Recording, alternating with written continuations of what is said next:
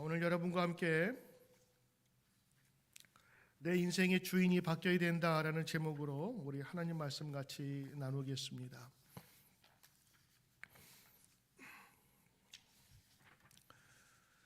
오늘 부활절 시리즈 세 번째인데요. 오늘 베드로전서 1장 3절로 9절 말씀입니다. 오늘 여러분 예배를 같이 여러분과 함께 드리면서 질문 하나 하려고 합니다. 당신은 누구십니까? 라고 묻는다면 여러분 무엇이라 여러분 대답하겠습니까? 당신은 누구십니까? 사실 이렇게 물어보면 황당하거니와 사실 우리 모두는 낯선 사람을 만나면 이런 궁금증을 가지고 있습니다. 만나는 사람이 나이는 몇 살인지, 또 어디에 사는지, 가족 관계는 어떤지 이런 것들을 함께 보게 되거든요. 우리 교회 권우식 성도님 어머님이 지난주에 우리 교회에 오셨어요. 어제는 우리 한국학교 봄운동회가 있어서 손주 뛰는 것을 보려고 오셨는데 가만히 보니까 신성용 장로님과 뜰에서 이야기를 나누시더라고요. 1시간가량 이야기를 나누시더니 선생님들과 점심을 먹는데 그분이 말씀하시던 그분을 자기가 막 소개하는 거예요. 이분이 옛날에 강남 대치동에 사셨고 둘째 딸은 우리 딸하고 같은 초등학교를 다니는 선후배고 그럼 한두 시간 얘기하셨는데 벌써 가족사항과 호구조사를 다 하셨더라고. 사실은요 그러면서도 가까워지는 것 같아요. 왜냐하면 저 사람이 누군지 그냥 얼굴만 아는 사람인데 같이 이야기를 나누다 보면 그때 거기서 공부했었구나, 그때 내가 거기 어학원에 다녔는데 하면서 이게 서로 하나씩 연결점을 찾다 보면 서로 친해질 수가 있는 것이지요. 그러면서 우리의 관계가 점점 넓어질 겁니다. 맞습니다. 우리 모두는 당신이 누구십니까? 라고 하는 질문을 갖고 알고 싶어 합니다. 그런데 그 만남이 조금 진중하게 이어지지 않습니까? 그러면 사람이 하나 더 묻고 싶은 게 있어요. 당신의 주인은 누구이십니까? 라는 겁니다. 당신은 누구십니까? 라보다 더 깊은 관계를 갖고 싶은 사람은 이 질문을 꼭 하게 돼 있습니다. 당신의 주인은 누구십니까? 아니 지금 종과 주인의 구별이 없는 시대인데 무슨 주인 타령입니까? 할지 모르지만 실제로 이렇게 질문을 해석할 수가 있겠죠. 다른 질문으로 바꾸면 지금 당신의 인생을 이끌어가게 하는 생각이나 마음이나 기준이나 목적은 무엇입니까? 라고 하는 겁니다. 사람들마다 다 똑같은 것 같지만 그 사람을 이끌어가는 원동력은 다 다릅니다. 그래서 그 같은 목적과 같은 비전을 발견하면 결혼도 할 수 있는 거예요. 그리고 먼 친척이 아니라 다른 사람이라 할지라도 그 뜻이 맞으면 동업도 할 수 있는 거예요. 비즈니스 파트너가 될 수 있는 거예요. 때로는요 그 뜻과 그 이익이 맞으면 한국에서도 그 먼 미국에 비싼 돈 내고 유학 올 수도 있는 거예요. 왜? 같은 뜻을 발견했거든요. 그래서 서로의 비전이 맞는 남녀들은 결혼을 할 수 있는 것이고, 학교를 다니는 학생, 학교를 보내는 학부모, 아이들을 가르치는 학교의 선생님이 같은 목적이 있다면 같은 시간, 같은 공간에 만날 수 있는 것입니다. 그러므로 여러분, 당신의 주인은 누구십니까? 라고 하는 것들은 우리 삶 속에 반드시 한 번쯤은 물어야 될 질문일 겁니다. 오늘 여러분 교회라서 혹은 예배 중이라서 그래서가 아니라 저에게 누군가 당신의 주인은 누구십니까? 물어본다면 저는 이렇게 대답할 겁니다. 나의 주인은 하나님이십니다. 저의 주인은 하나님이십니다. 뻔한 질문에 뻔한 답인 것 같습니다만 그래도 어째요? 저는 그 대답밖에 할 수가 없을 것 같아요. 르네상스 이후에 많은 사람들이 자신의 인생을 자신의 것으로 찾는 노력들을 많이 해왔습니다. 과학 그리고 수많은 인생들 문학 작품 속에서 하나님 없이 내 스스로 서야 되는 인간의 그 독전적인 모습을 많이 우리는 공부하고 배웠습니다. 그런데 말입니다. 인간 스스로 서려고 할수록 인간은 점차 그 인간 속에 나약함과 악독함이 있음을 깨닫고 때로는 실망을 하게 됩니다. 창세기에 나오는 바벨탑을 여러분 아십니까? 인간이 하늘 끝까지 올라가려고 점차 하늘을 향해 높은 탑을 세웠습니다. 왜? 하나님과 같이 되려고. 그러나 결국에는 하나님께서 언어를 혼동시킴으로 그 모든 바벨탑을 무너뜨리신 것입니다. 성경에 나와 있는 간단한 이야기가 아니라 오늘 이 세상에 대한 하나님의 진단인 것입니다. 오늘 여러분 성경에 나와 있는 나의 주인은 누구신가라는 그런 질문에 오늘 여러분은 무엇이라 대답하시겠습니까? 베드로전서 오늘 1장 3절부터 9절은 바로 성도가 누구인지를 우리에게 알려주고 있습니다. 찬송하리로다. 우리 주 예수 그리스도의 아버지 하나님이 그 많으신 긍휼대로 예수 그리스도의 죽은 자 가운데서 부활하심으로 우리를 거듭나게 하사 다시 태어나게 하사 산 소망이 있게 하셨다. 이것이 오늘 베드로 사도가 그 당시에 같이 믿던 성도에게 분명하게 선포되고 알아야 할 성도의 모습을 가르쳐 주고 있는 것입니다.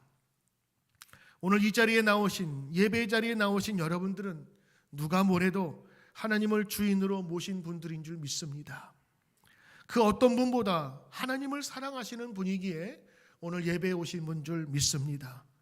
그렇지 않고서야 이렇게 좋은 날씨에 예배 시간을 지키며 나올 이유가 있겠습니까?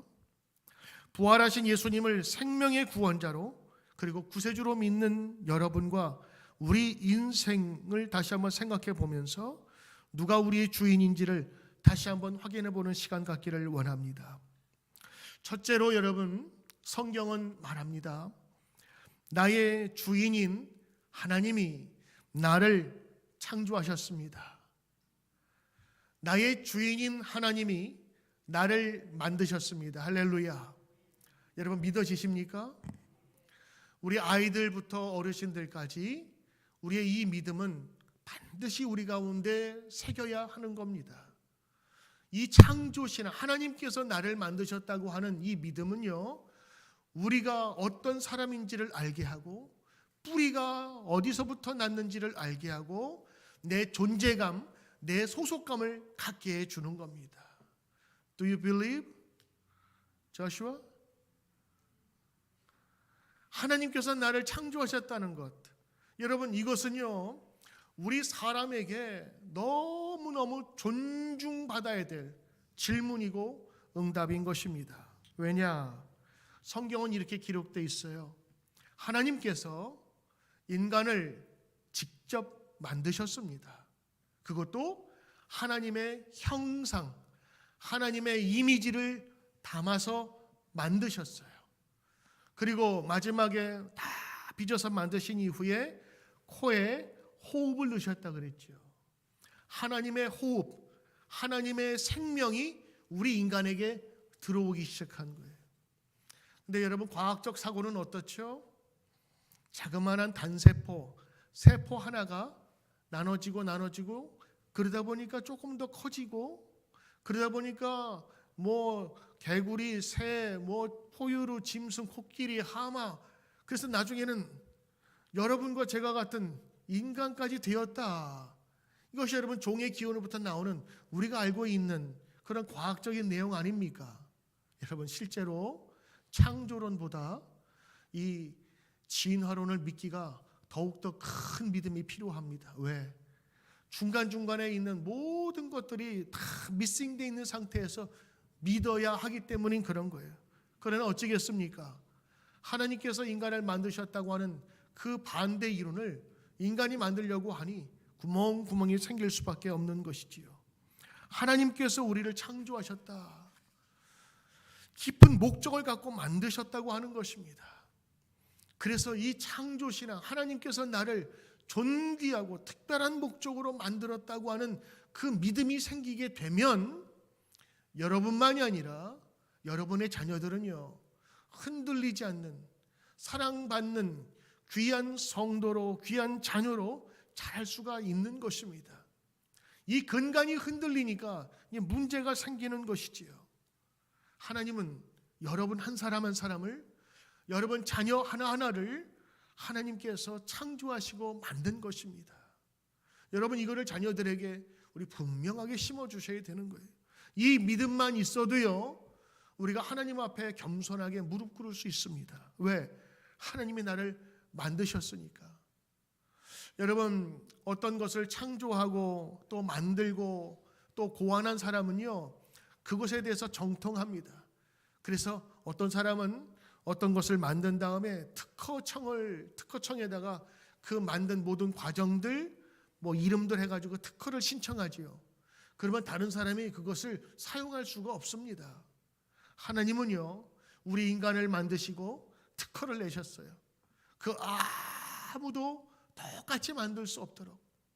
여러분 한 사람 한 사람은 그렇게 고귀한 사람이고 그렇게 중요한 사람이고 하나님께서 하나님의 호흡으로, 생명으로, 형상으로 만든 존재입니다.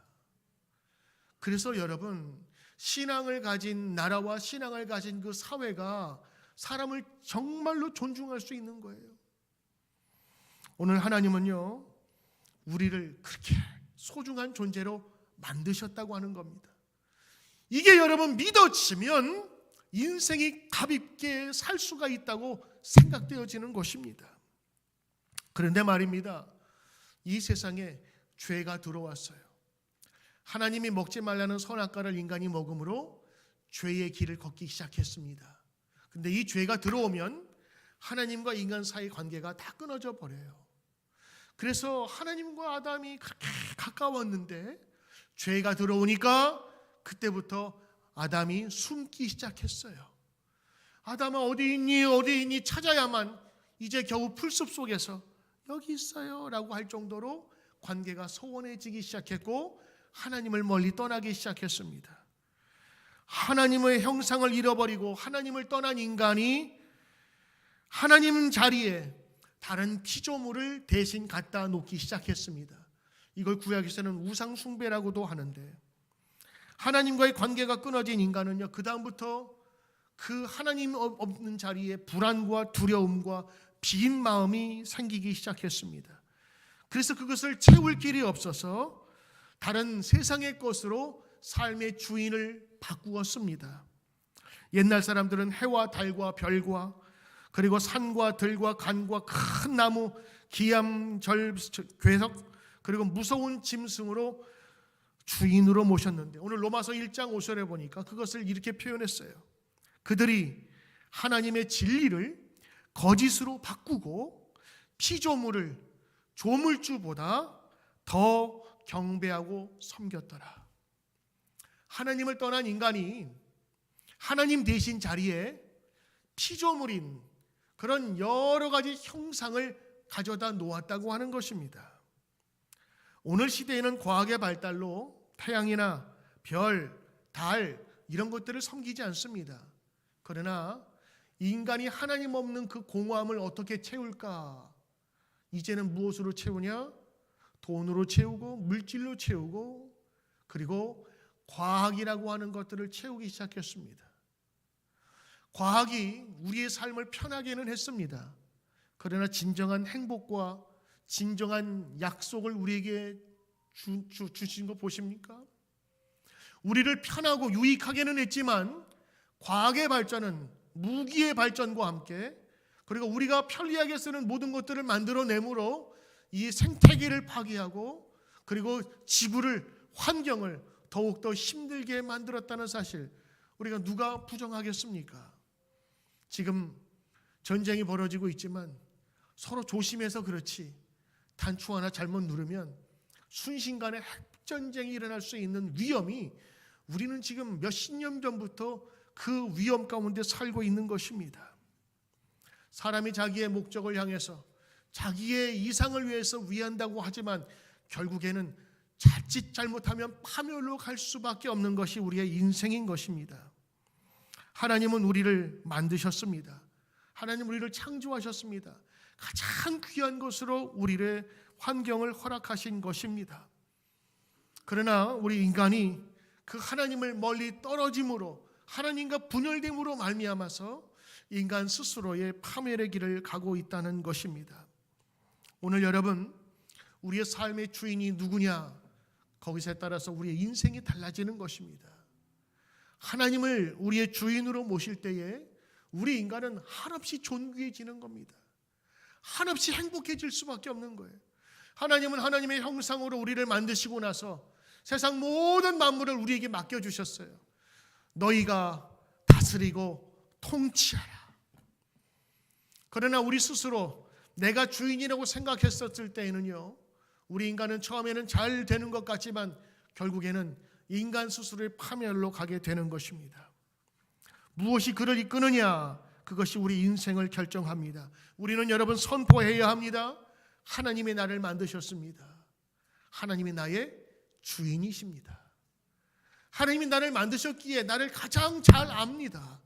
그리고 세상을 창조하신 그분의 능력을 믿기에 오늘도 겸손히 나의 주인으로 모시길 소망합니다. 사람들이 착각하는 게 있습니다. 하나님을 주인으로 모시면 내 스스로를 포기해야 된다고 생각하고 있어요. 아니에요.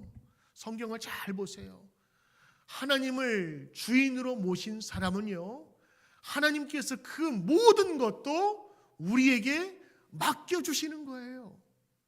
그래서 하나님과 인간과의 대결이라고 생각하는 것이 아니라 하나님께 들어가면 그 모든 것도 채워진다는 사실을 여러분 기억하셔야 합니다. 자, 나를 창조하신 하나님이 나의 주인이십니다. 여러분, 이 믿음이 오늘 예배드리는 모든 분들에게 나타나기를 주의 이름으로 축복합니다.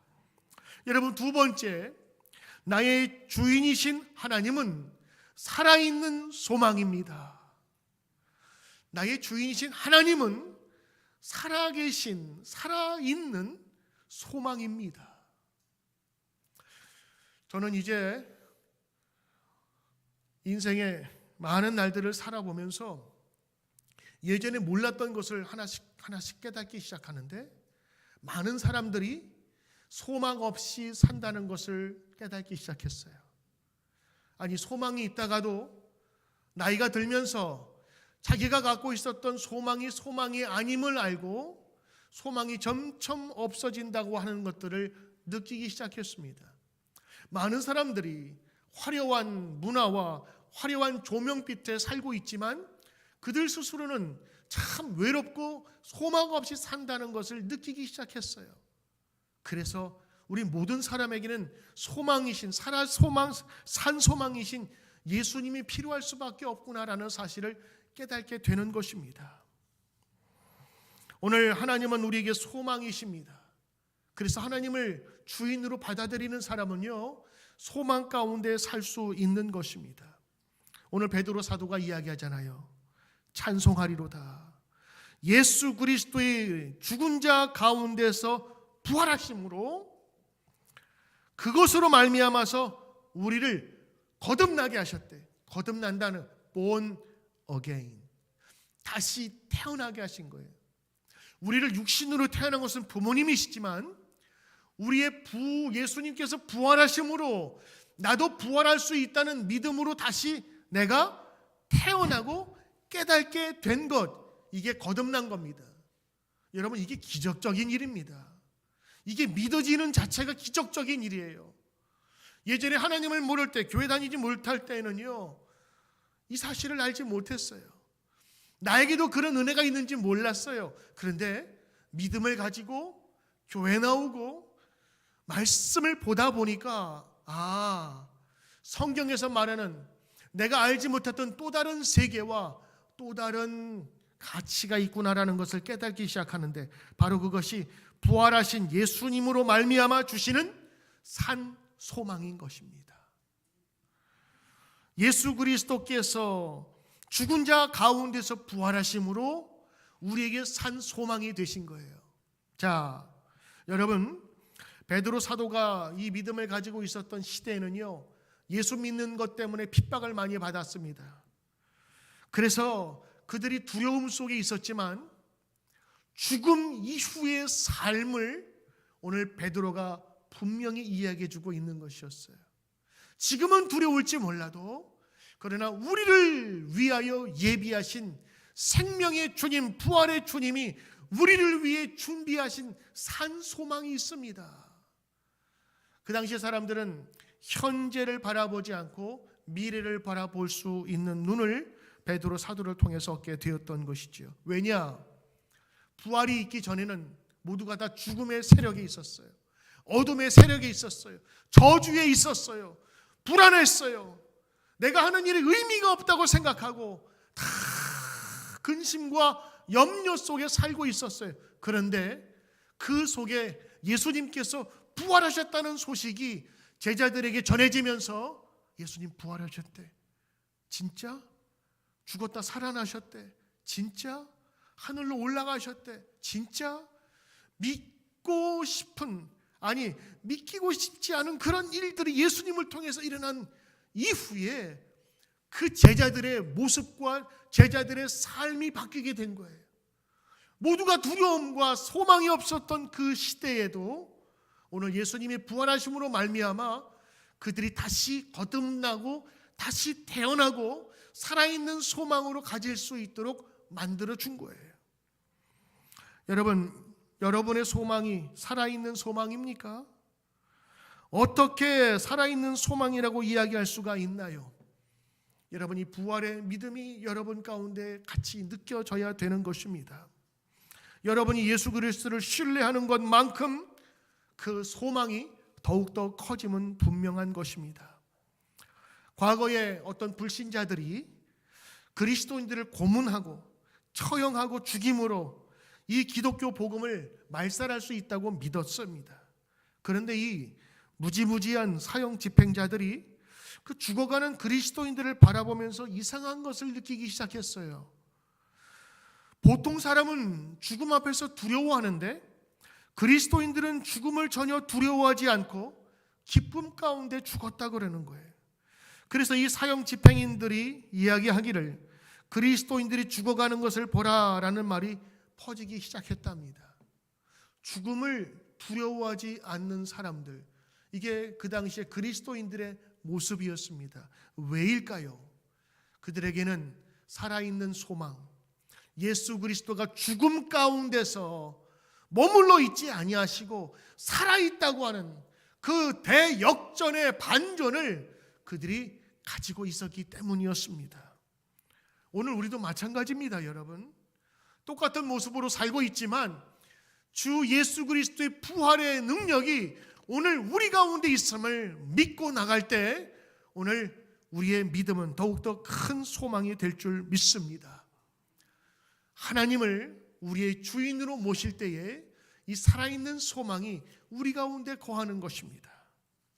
여러분, 세 번째에 나의 주인 하나님은 장차 가까운 미래에 영광과 존귀를 주시는 분이십니다. 그 당시에 많은 사람들이 핍박과 어려움을 당했습니다. 그런데 그들 마음 가운데 하나 놓치지 않은 게 있었습니다. 지금 우리가 이 현실 속에 살고 있지만 장차 주님이 오실 때, 아니 우리가 죽어서 주님을 만날 때에는 잘했다 칭찬받는 것과 영광과 존귀를 얻게 될 것이다 라는 믿음 안에 거하는 것입니다.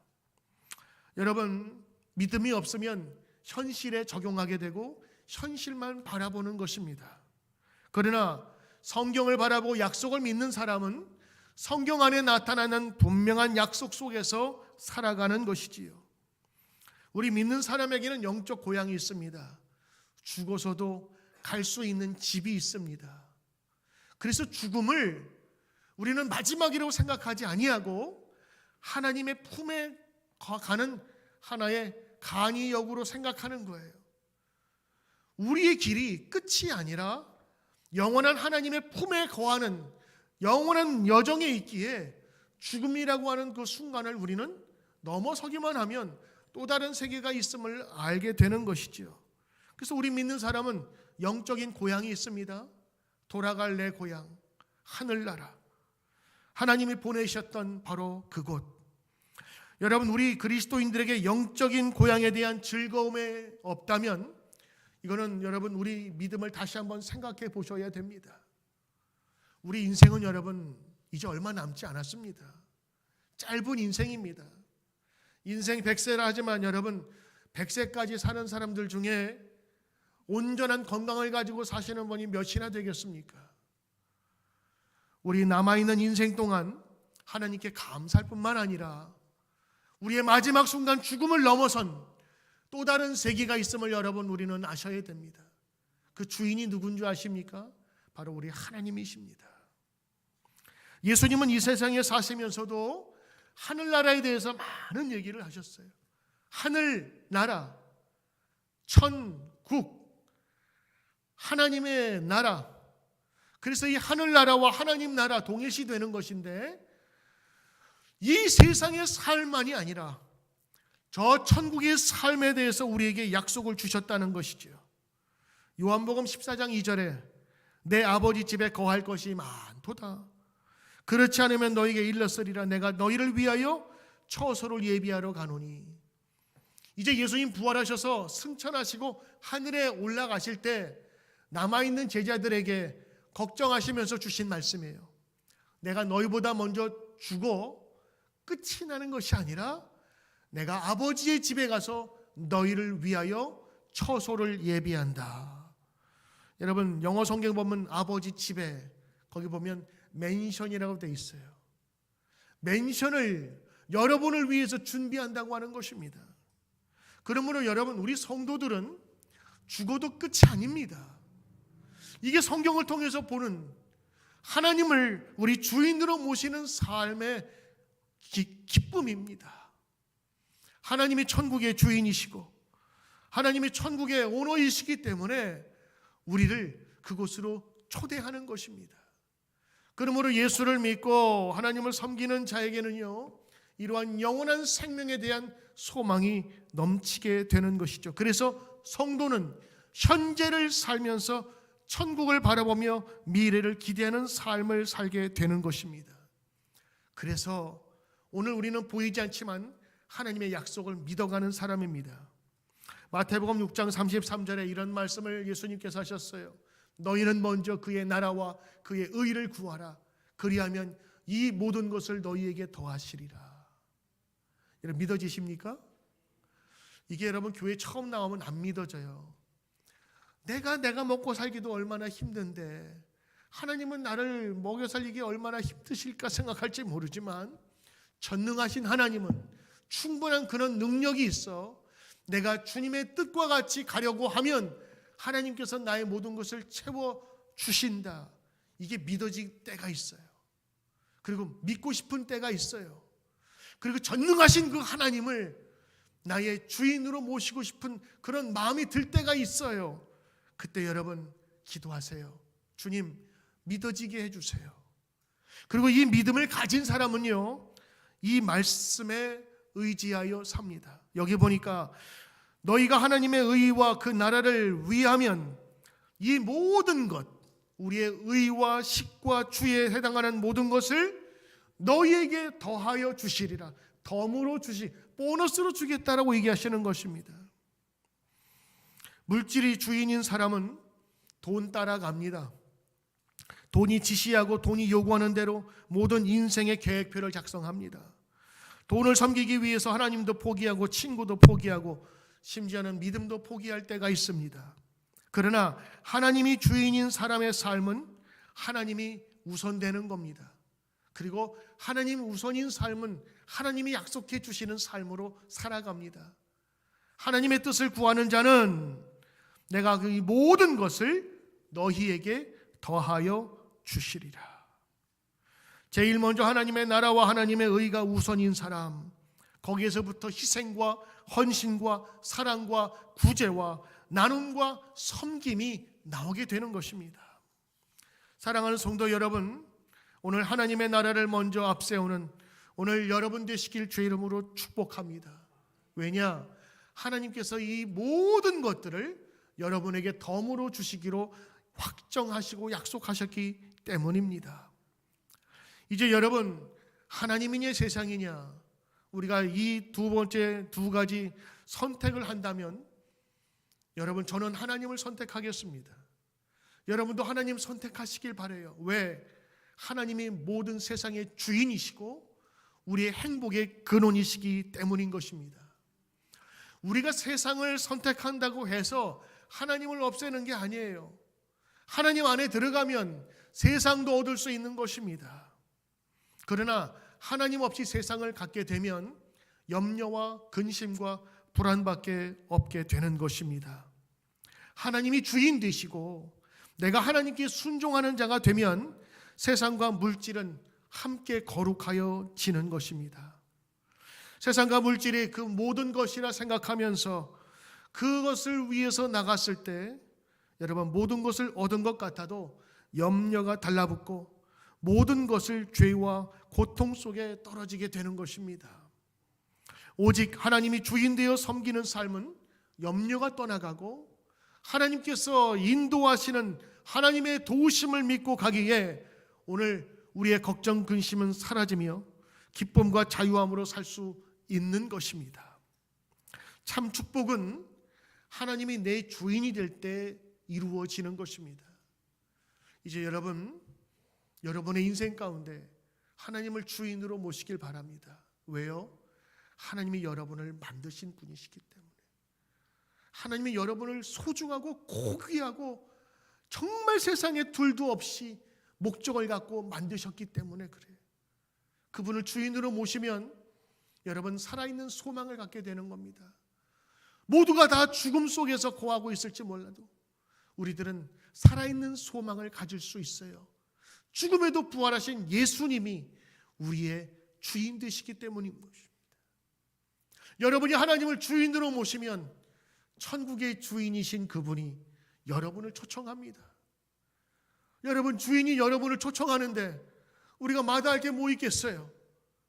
예스, 내가 결단만 하고 내가 가겠습니다라고 초청에 응하기만 하면 나는 그 펜션에서 주님께서 만드신 영적인 고향에서 영원한 영생을 누릴 수 있는 것입니다. 여러분, 오늘 여러분의 마음에 하나님이 주인 되셔서 진정한 소망과 기쁨과 행복이 오늘 여러분의 삶에 충만하시기를 주의 이름으로 축복합니다. 기도하겠습니다. 우리가 왜 하나님을 믿을까요? 하나님이 우리를 창조하셨기 때문입니다. 하나님이 우리의 참 소망 되시기 때문입니다. 하나님이 우리의 천국을 예비하시고 우리를 지금도 초청하시기 때문입니다. 주님이 우리의 진정한 주인이 되어 주시옵소서. 감사드리며 예수님의 이름으로 기도드리옵나이다. 아멘.